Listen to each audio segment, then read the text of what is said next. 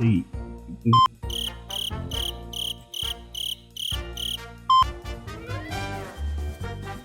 Deu branco. Vamos lá, peraí. Você chama a capela de casa? Sim. Pô, boa, Serginho.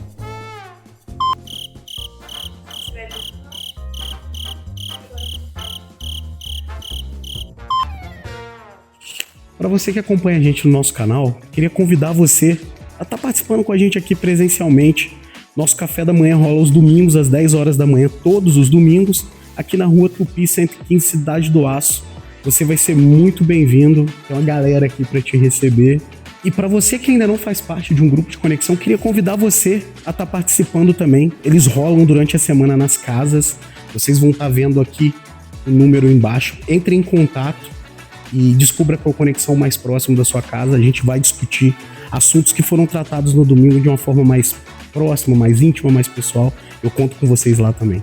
Se você chama a capela de casa, eu queria convidar você também a contribuir. Vai estar aparecendo aqui na tela o nosso Pix. Se você puder ajudar, vai ser muito bem-vindo a sua colaboração, a sua contribuição. E é isso. Se inscreve no canal, curte, compartilha com todo mundo que você puder. Fica agora com a mensagem. Bom dia! Pode colocar aqui. Muito bom estarmos aqui, muito bom estar aqui com vocês.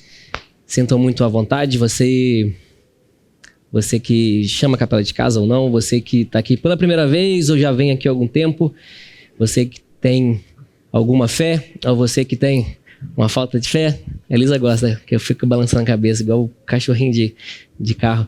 Se você tem alguma fé ou não, se você carrega alguma crença ou não, se você tem alguma religião ou não, sinta muito bem-vindo. Você está em casa, está entre amigos, entre irmãos. Espero que pelo menos a gente cresça enquanto pessoas, enquanto comunidade, enquanto família, amigos. E hoje eu vou compartilhar alguma coisa com vocês. Domingo passado a Karina falou um pouco sobre o Natal e do nada, né? Mariah Carey, porém, do nada, primeiro domingo de dezembro, ela já chama o Natal. Então eu falei assim, agora eu não posso mais sair do tema. Natalina chegou. É isso aí. Brabíssima. E aí eu tava pensando sobre isso. Ela falou uma coisa legal no último domingo, pregação dela, que ela falou o seguinte: para deixar Cristo nascer em nós, né? Se a gente ainda permite que Cristo nasça em todos os dias na gente, claro, uma paráfrase, uma ilustração sobre deixar o sentido de tudo, o porquê, né, de Cristo, que isso se renove todo dia na nossa vida e tal, pá.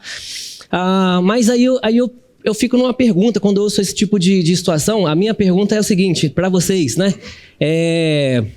E o que tem de bom nisso? Cristo nascer em nós, Cristo nasceu, o Natal chegou, e o que tem de bom nisso? Qual que é o bom no Natal? Qual que é o bom de ter o Natal, de deixar Cristo nascer em nós? Qual que é o bom pelo que Jesus veio, Jesus nasceu e tal? E aí? Qual que é o grande ponto disso? Qual que é o grande ponto positivo? O que tem de bom, né? E o Kiko, o que tem disso realmente de vantagem nisso? Eu acho que esse tipo de pergunta é a pergunta que automaticamente nós respondemos da seguinte forma: que agora eu vou pro céu, pô. Ponto. Agora eu vou pro céu. E ok, né? Isso não deixa de estar no pacote, mas eu acho que normalmente a nossa resposta para tudo é normalmente isso. Normalmente a gente puxa alguma coisa pra gente, a gente puxa pra nós, e aí, por que o Natal tem? Porque aí eu vou morar no céu, porque a gente normalmente pega alguma coisa que eu posso usufruir disso e a gente agora vai morar no céu, e existe uma coisa boa pra mim, existe pra mim. E aí eu pergunto, será que o Natal, ele realmente se resume, se finaliza em Jesus, homem, nascer, crescer e morrer, principalmente no caso nascer, né?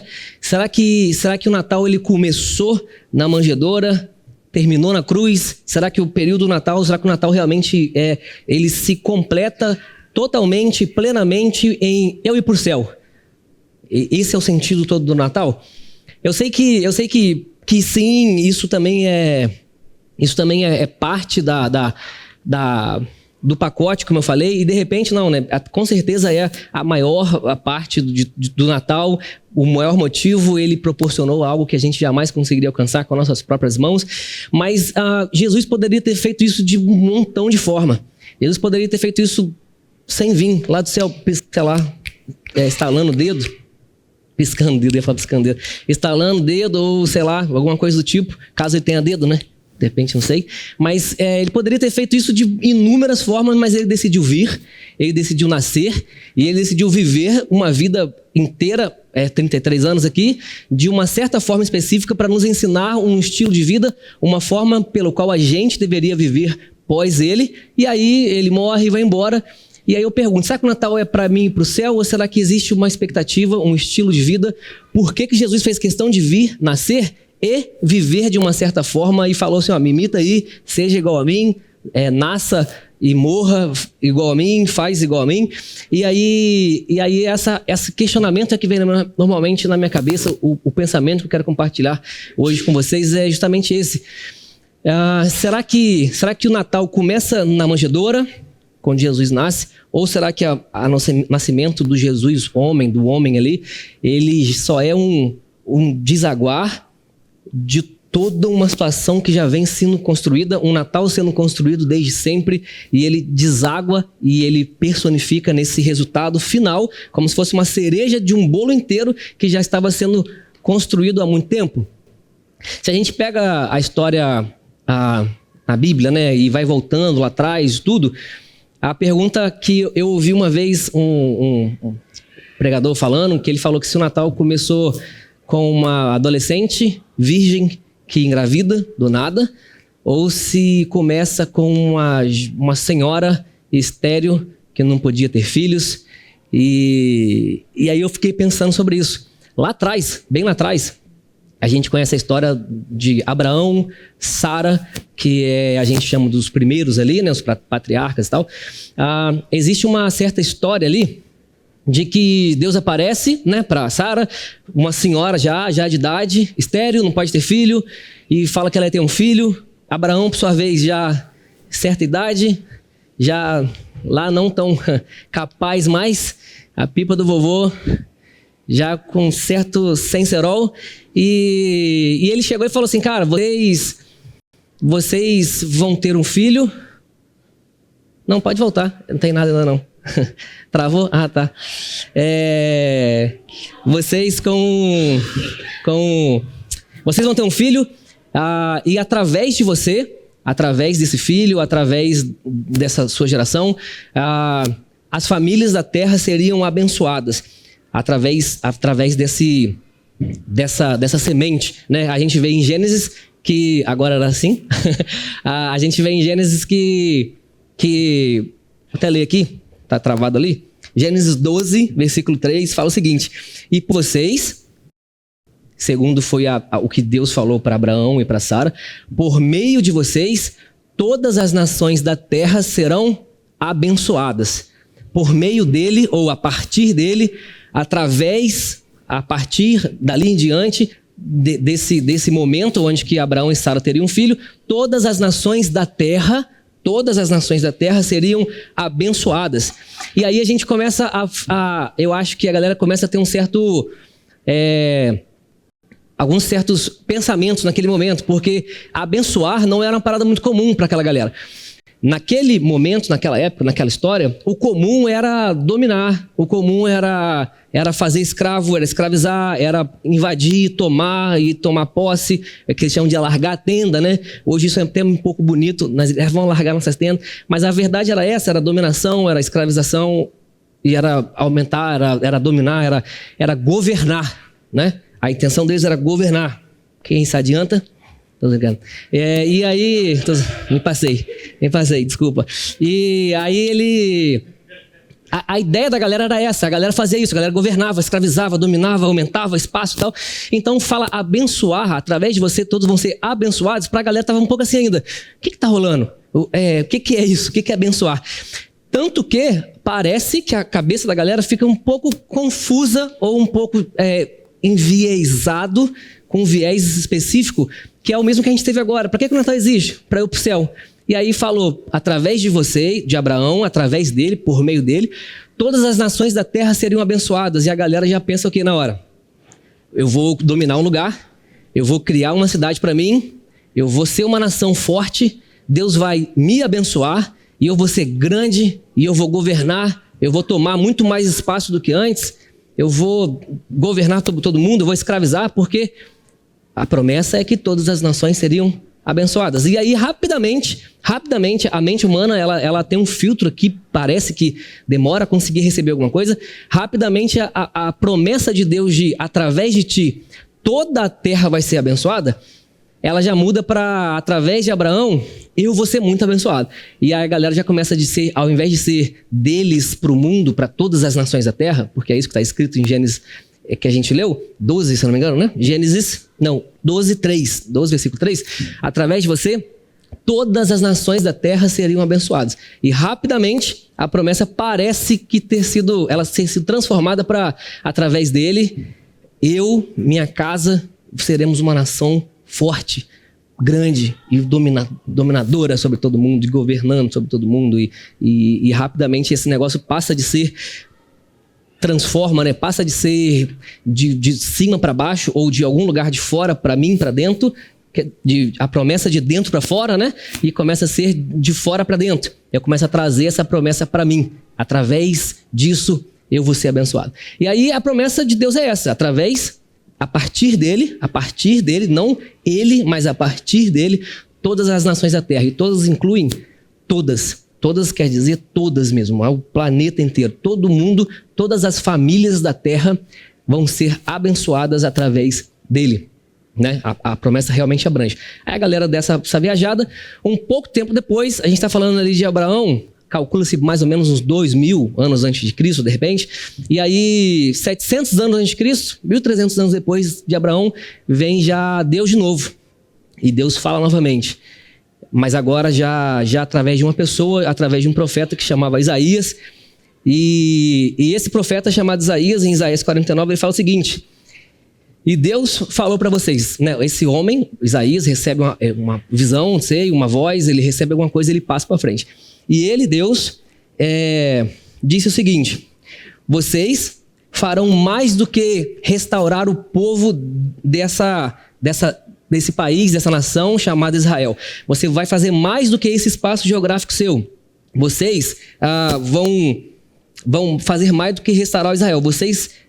Eu farei de vocês uma luz para as nações. E essa parte é importante. Eu farei de vocês uma luz para todas as nações. E mais uma vez parece que a promessa é bem parecida. Através de vocês, por meio de vocês, eu farei de vocês luz para todas as nações, para todo mundo, para todos, incluem todos mesmo, todas as famílias da terra. Luz para as nações, para que você leve a minha salvação aos confins da terra. E aí agora a gente vê que nesse contexto, já era Judá já estava caído, espiritualmente falido, justiça social nenhuma, espiritualmente morto, uma nação meio caída mesmo. E aí chega o profeta e fala o seguinte: vocês serão luz para as nações. E aí, mais uma vez, o povo, eles, de certa forma, se entristecem. Por quê? Porque como que eu vou ser luz se eu estou caído? Eles olharam para a realidade, olharam para a corrupção, para a religião, para o governo e para, sei lá, tudo que estava rolando. E ele falou: como que pode ser? Como que eu posso ser luz? Que tipo de luz é essa que eu estou todo caído? A gente percebe rapidamente que a mentalidade da galera é novamente tipo assim: como que vai ser luz para as nações se eu estou destruído? Porque o resultado que eles esperavam por serem abençoados por Deus ou por ser luz e Deus vir, era que eles fossem algo, mais uma vez, grande. Como que realmente essa promessa vai cumprir se eu estou todo quebrado?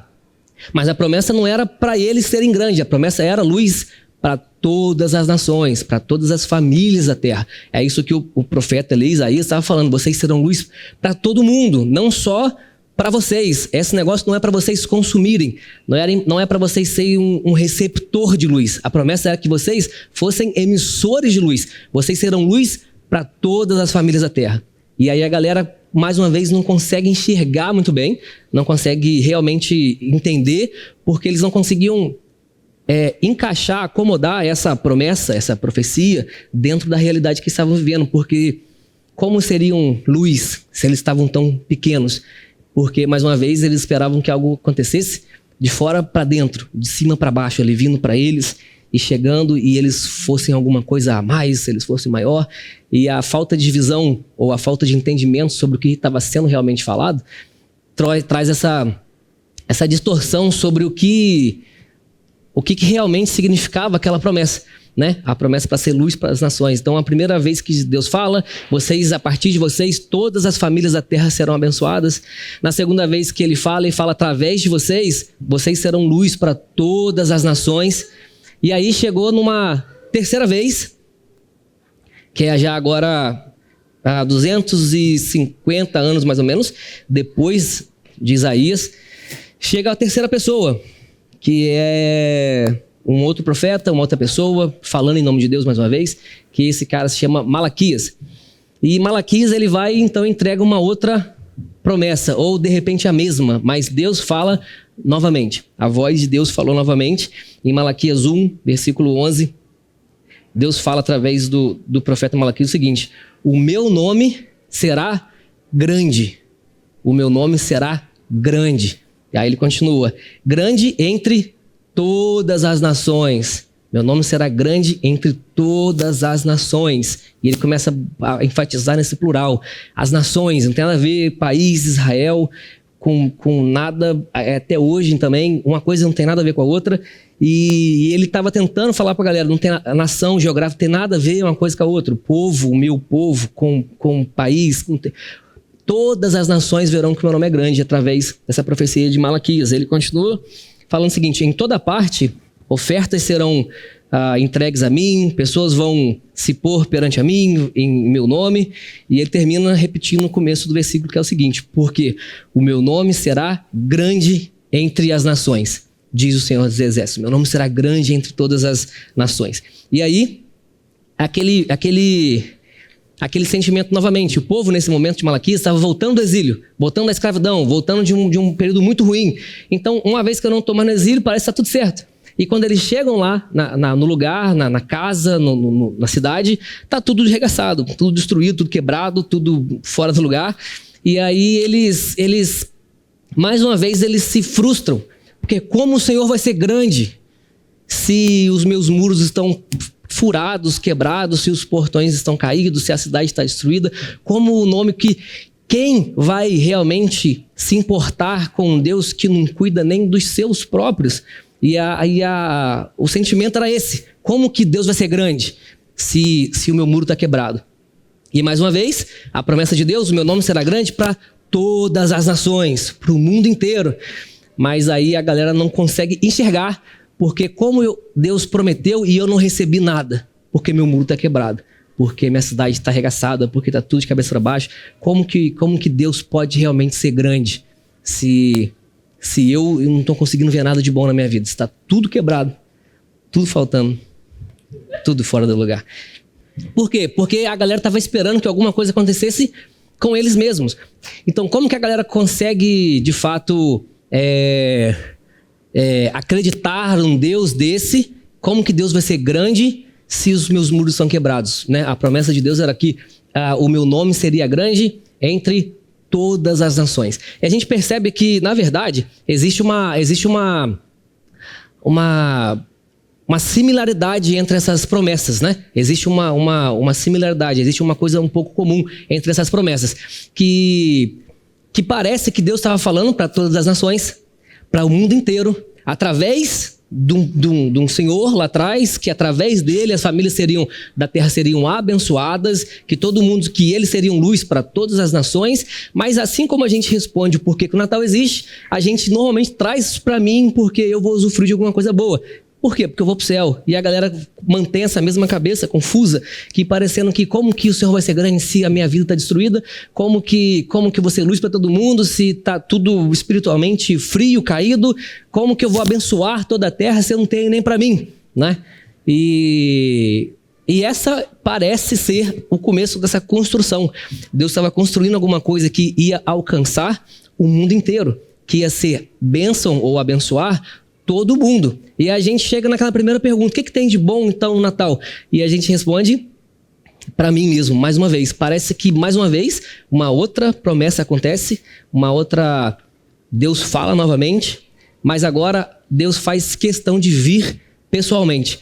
Deus não só fala alguma coisa, porque ele poderia, inúmeras formas de fazer o que ele... quero pro céu. Acabou. Mas ele quis propositalmente vir em pessoa, viver uma vida de uma certa forma muito específica, mostrando para todo mundo, falando para a galera, escreve aí para que ninguém se perca, para que a galera continue, imita a minha vida, seja igual a mim e viva dessa forma. Por quê? Se o sentido de tudo é ir para o céu, né, uma vez eu vi isso na igreja, a gente deveria ter duas coisas só na igreja, né? O pregador e o assassino, né? Acabou de pregar, dá um tiro na cabeça, acabou o problema, tá? Todo mundo ouviu, opa, Jesus, e bum. Então, tipo assim, não faz sentido dizer que todo o sentido de Cristo vir, ou do Natal existir, de Cristo nascer, e ser somente para uma eternidade. E repito, sim, o maior problema foi a eternidade. Jesus resolveu isso na cruz, ele resolveu isso. Isso aqui é o maior motivo, mas é muito pequeno dizer que foi só isso. Só isso, não no sentido de ser pequeno, mais uma vez, isso foi absurdamente grande, mas somente isso. É muito pequeno dizer, porque ele fez questão de viver uma vida de uma certa forma. E a gente vê que as promessas de Deus vinham apontando para alguma coisa, que agora essa coisa nasce, né? Tudo isso que apontava, tudo isso que acontecia, isso agora nasce, passa a existir e vira uma pessoa, e vira um homem, né? Vira uma realização. Pode colocar o próximo. E aí chega o momento em que Jesus nasce. E aí então, né, Lucas 2, nesse momento é conhecido como a canção de Simeão. Simeão toma Jesus nos braços, ele levanta e fala o seguinte: agora posso morrer em paz, já posso me despedir em paz. Por quê? Porque meus olhos viram a sua salvação. Salvação que preparaste diante de todos os povos. E ele vai ser o quê? Luz. Luz para a revelação aos gentios. E ele vai ser grande. A glória para o seu povo. Me parece que nesse momento, e algumas outras várias durante o Novo Testamento, a gente vê que Jesus, ele em si, é a realização de todas as promessas. Através dele se cumpre a promessa de Abraão, através dele se cumpre a promessa de Isaías, através de Jesus se cumpre a promessa de Malaquias, e ele começa a apontar alguma coisa diferente. Ele começa a dizer que ele mesmo é o cumprimento dessas promessas. E aí a gente começa a perceber a vida de Jesus, porque quando Jesus não veio para dominar, para escravizar, para alargar tenda, para conquistar território, para matar os outros e fazer eles trabalhar para mim, vir uma nação só, e vai ser todo mundo. Ele não veio para isso, ele veio para cumprir a promessa. E justamente por ser ele mesmo o cumprimento dessas promessas, ele vive uma vida de dentro para fora. Ele agora é quem abençoa todas as nações da terra. Ele agora em si é quem é luz para os gentios, os de fora, né? Os gentios são aqueles que são de fora, os que inicialmente não eram participantes dessas promessas. Ele é a luz para os gentios, que é a promessa lá de Isaías. Ele é grande entre todas as nações. E a gente vê que Jesus, ele muda essa mentalidade. Ele muda a mentalidade de ser abençoado para mim ser abençoado. Ele muda a mentalidade de ser luz e ele acha que alguma coisa vai pegar e vai iluminar ele para ele ser grande, e ele ser maior, ele dominar, e ele começa a mostrar que o cumprimento da promessa, justamente por Cristo ser o cumprimento da promessa, ele vive uma vida totalmente para os outros, pelos outros e para alcançar todas as nações da terra. É dele para fora. Ele não se torna um abençoado, ele se torna o abençoador. Ele não se torna um receptor de luz para que ele brilhe e fique... Ele se torna luz. Ele se torna luz para as pessoas. Através dele, essa bênção clareia todas as nações da terra. Ele se torna grande, realmente alcançando as nações da terra, né? Então, ele, por ser o cumprimento das promessas, ele muda um pouco essa mentalidade. Ele explica assim: vou te explicar o que é abençoar todas as nações da terra. E nele, em Cristo Jesus, todas as nações da terra são abençoadas. Ele é luz para o mundo. Ele é grande, né? O nome dele é grande e tudo. E essa mentalidade começa a mudar quando ele já muda a ideia de fora para dentro, e agora ele mostra que ser cumprimento, ser ele mesmo o cumprimento da promessa é algo de dentro para fora. É algo que ele causa no mundo inteiro, nas nações, nas pessoas. E aí aparece para mim que uma vez que ele fez essa questão de nascer e viver de uma certa forma, para que através da vida dele todo mundo seja abençoado, me parece que o Natal não se resume em eu vou para o céu. Ele fez questão de fazer alguma coisa a mais. Fez questão de viver de uma certa forma, de mostrar como que se vive. Como que se vive iluminando todo mundo, se vive parando de tentar dominar, se vive parando de tentar escravizar, se vive sendo luz para os de fora, se vive sendo aquele que abençoa os de fora, sendo luz. E aí de repente a nossa pergunta final seja o como. Uma vez que Jesus ele é luz para todo mundo, ele vive de uma certa forma, como? Como que eu permaneço com essa luz? Porque se você parar para ver, a maioria de nós, e se a gente for sincero com os nossos pensamentos agora de verdade, você for sincero, eu for sincero, normalmente é isso que a gente pensa. Quando houve uma promessa, quando houve alguma coisa, quando lê alguma coisa legal na Bíblia, a gente fecha o olho e faz assim, ó, com a mão, né? A gente arrasta pra gente. A nossa primeira, o filtro mental que foi criado na gente a vida inteira, a gente quer usufruir de tudo, quer comer, quer ficar cheio, barriga cheia, quer se fartar de paradas e ignora a forma pelo qual Jesus veio e viveu. Né? E como ser luz? Como manter então essa luz sendo na direção certa? Como ser o abençoador do mundo? E isso não é uma coisa difícil de perceber em pessoas cheias de luz, pessoas cheias de Cristo. Não é um negócio difícil de perceber, porque na verdade, no final das contas, esse porquê, né? Ele está muito associado com para onde que a gente está olhando. Os nossos olhos estão fixados em quê? Né? A gente teve um momento na Bíblia que Moisés ele se encontra com Deus no monte e aí ele vê, parece alguma coisa como as costas de Deus ou de Cristo por trás das pedras e ele tem esse momento e de repente ele ouve, ele se relaciona, os olhos de Moisés fixados em Deus e quando ele volta lá de cima, a galera tem medo de falar com Moisés. Está escrito que o pessoal se afastava um pouco, evitava chegar perto. Por quê? Porque Moisés brilhava. Moisés ele era radiante.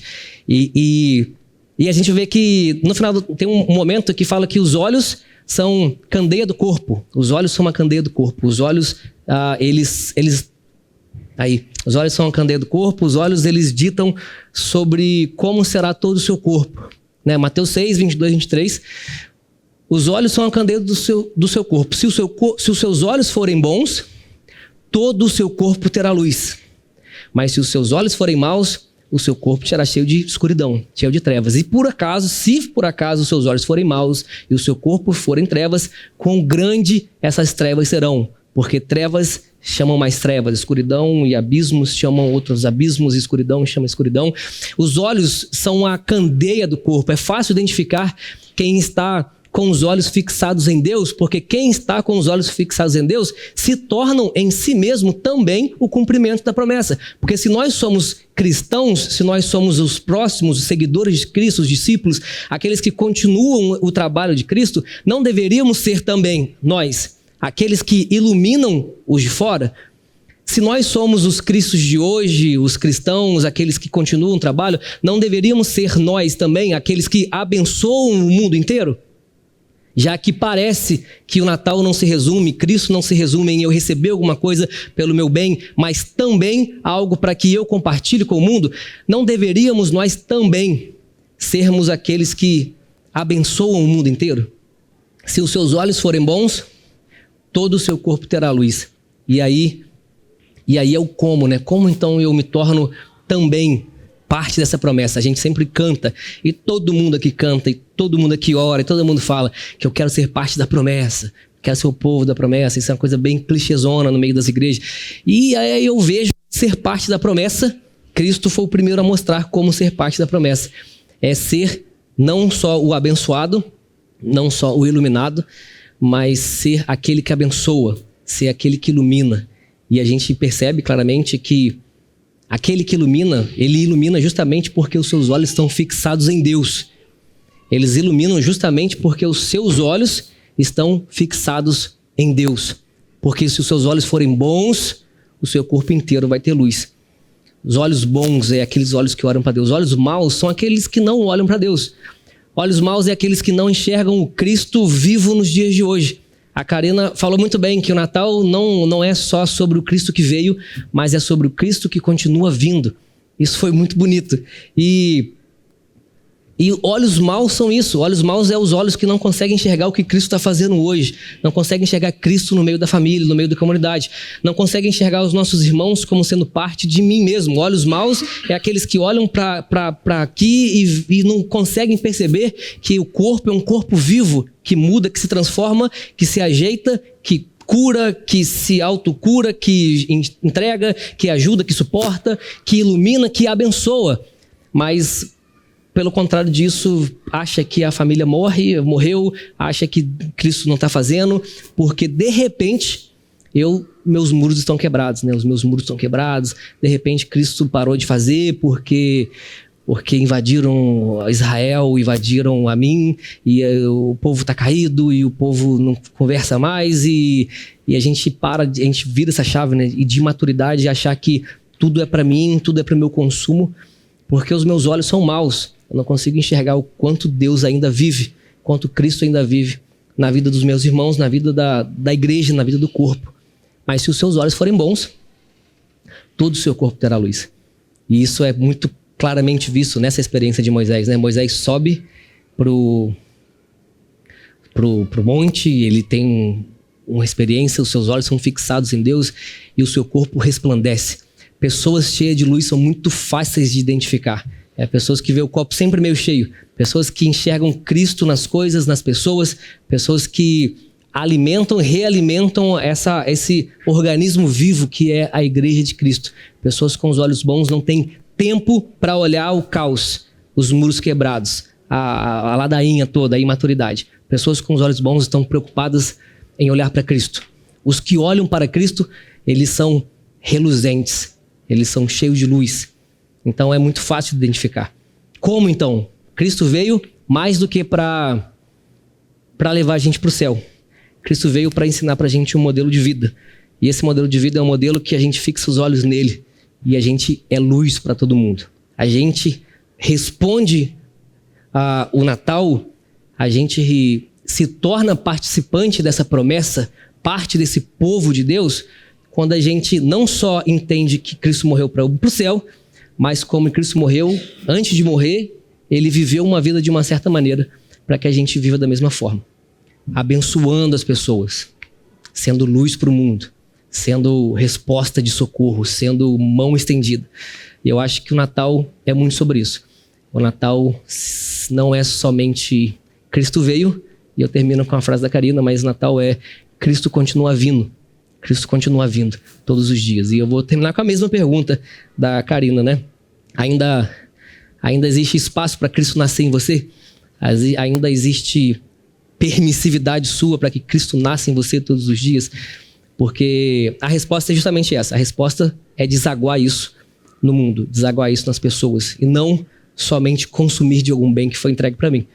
Espero que esse pensamento tenha te trago luz, que tenha iluminado um pouco do seu pensamento, da sua cabeça, da sua mente, para que a gente entenda que existe mais coisa do que ir para o céu. Até a gente ir para o céu, existe mais coisas a serem feitas, e essas coisas não são de fora para dentro. De jeito nenhum. É nos tornarmos luz para o mundo, participantes da promessa, abençoadores. Então, espero que isso tenha alcançado vocês. Espero que a gente se aproxime de Deus enquanto igreja, enquanto pessoas, enquanto família, e que os nossos olhos se tornem olhos bons, para que nosso corpo seja cheio de luz, cheio de Cristo. Show? Vamos orar? Vamos orar. Senhor Deus, eu te agradeço, te louvo porque o Senhor é bom, o Senhor é grande. Te agradeço porque o Senhor nasceu um dia, e eu te agradeço porque antes do Senhor morrer, o Senhor não só nasceu, mas o Senhor viveu de uma forma. Então, nós enxergamos essas 3 etapas. Nós glorificamos a Deus por o Senhor ter nascido.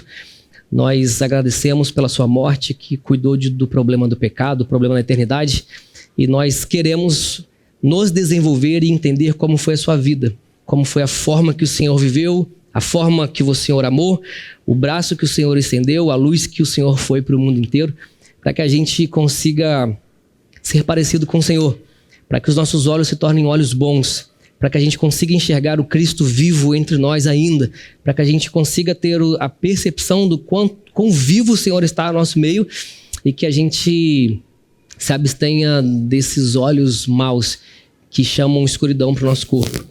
Porque a gente sabe que uma vez que os olhos forem maus e os nosso corpo estiver em trevas ou em escuridão, quão grande essas trevas serão. É o que está escrito lá em Mateus que a gente leu. Então que o Senhor transforme o nosso olhar, transforme os nossos olhos, Pai, a nossa visão, para que os nossos olhos estejam fixados em Ti, porque os que olham para Ti, esses são radiantes, esses são os que têm um corpo cheio de luz. E se eu sou participante dessa promessa, eu preciso ser luz para o mundo, e sendo luz para o mundo somente é possível quando os nossos olhos são olhos bons, quando os nossos olhos estão fixados em Ti. Que o Senhor reorganize esse nosso pensamento, esses nossos conceitos de querer ser consumista de tudo que o Senhor tem e passa a ser entregador daquilo tudo que o Senhor prometeu. Que o mundo conheça o Seu nome, que o Senhor seja luz para as nações, que o Senhor abençoe as nações e que o Seu nome seja grande entre todas as nações e que eu seja participante disso, sendo aquele que entrega, aquele que estende, aquele que mostra, aquele que aponta Jesus para as pessoas. Isso que eu te peço. Amém? Amém. Valeu. Bom domingo. Até domingo que vem. E domingo que vem tem a ceia de Natal, dia 21. Então venham de verde e de vermelho. E aquele negócio que a Fernanda falou. E vai ter uma ceia aqui. Então, bora. Bom domingo.